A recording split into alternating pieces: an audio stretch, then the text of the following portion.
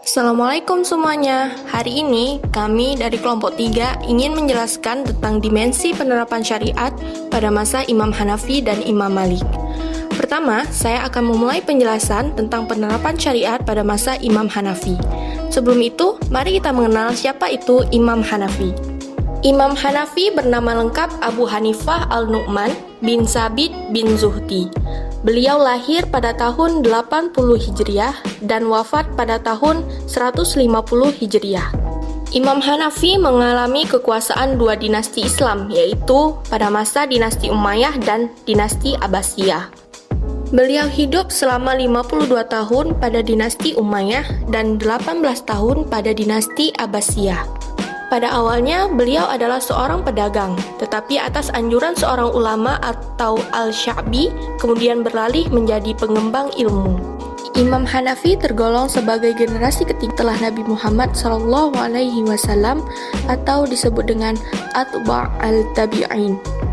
Ia belajar fikih kepada ulama aliran Irak atau Ahlul al-Ra'yu. Dan karena itu pula dalam perkembangan pemikiran fikihnya, ia mempresentasikan aliran Al-Ra'yu. Metode ijtihad yang dilakukan Imam Hanafi terbagi menjadi 3. Yang pertama yaitu sumber utamanya adalah merujuk kepada Al-Quran. Yang kedua, apabila tidak ditemukan di dalam Al-Quran, ia merujuk kepada sunnah Nabi dan atsar yang sahih, yang diriwayatkan oleh orang-orang yang siqah. Yang ketiga, apabila tidak mendapatkan pada keduanya, ia mencari kaul para sahabat.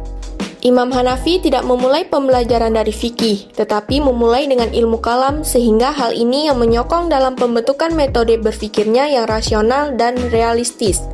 Pada perkembangannya, ia dikenal dengan sebutan Ahlul Ra'yu dalam fikih dengan metodenya yang terkenal, yaitu istihsan. Sebagai contoh produk fikih Imam Hanafi sebagai Imam Ahlul Ra'yu, yaitu ketika seseorang di malam gelap atau di saat-saat yang sulit hendak menentukan arah kiblat, maka hukum sholatnya adalah sah, meskipun ternyata dia tidak menghadap kiblat, tetapi dengan syarat dia sudah berusaha untuk mencari kiblat.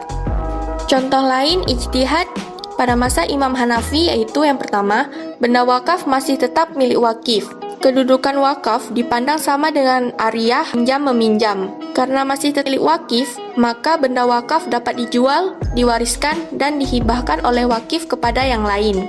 Kecuali wakaf untuk masjid, wakaf yang ditetapkan berdasarkan keputusan hakim, wakaf wasiat, dan wakaf yang diikrarkan secara tegas bahwa wakaf itu terus dilanjutkan meskipun wakif telah meninggal dunia.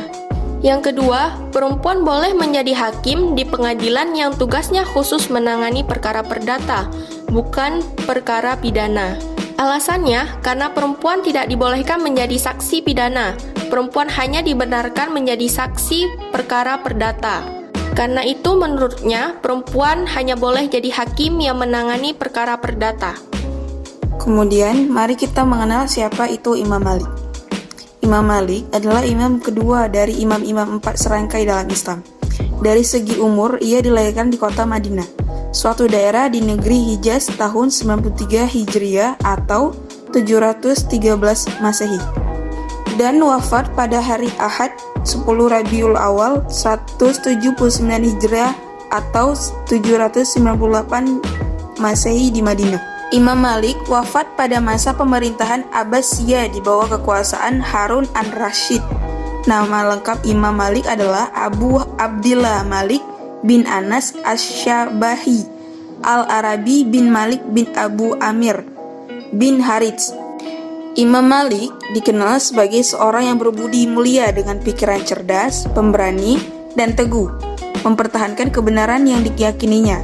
Kedalaman ilmu menjadikan beliau amat tegas dalam menentukan hukum syar'i. Selanjutnya, metode ijtihad pada masa Imam Malik yang pertama yaitu Al-Quran, hadis, a'mal, Madinah, fatwa sahabat, qiyas, maslahah dan mursalah, istihsan, dan dzari'ah. untuk contoh ijtihad pada masa Imam Maliki telah melarang menjual buah anggur kecuali yang diizinkan menurut hukum kepada pedagang arak. Karena dikhawatirkan pedagang itu mungkin akan mengolah anggur tersebut sehingga menjadi minuman yang memabukkan dan yang diharamkan. Kemudian Imam Maliki juga berijtihad dan ulama bersepakat bahwa azan sholat dilakukan dua kali. Akan tapi pada ijtihad ini terjadi berbeda pendapat tentang jumlah iqamat sholat. Menurut Imam Malik, qomat sholat dilakukan satu kali ketika ditanya tentang azan, dan qomat yang dilakukan dua kali. Sekian penjelasan kami tentang dimensi penerapan syariat pada masa Imam Hanafi dan Imam Maliki. Mohon maaf bila ada kesalahan dan kekurangan. Sekian dan terima kasih. Assalamualaikum warahmatullahi wabarakatuh.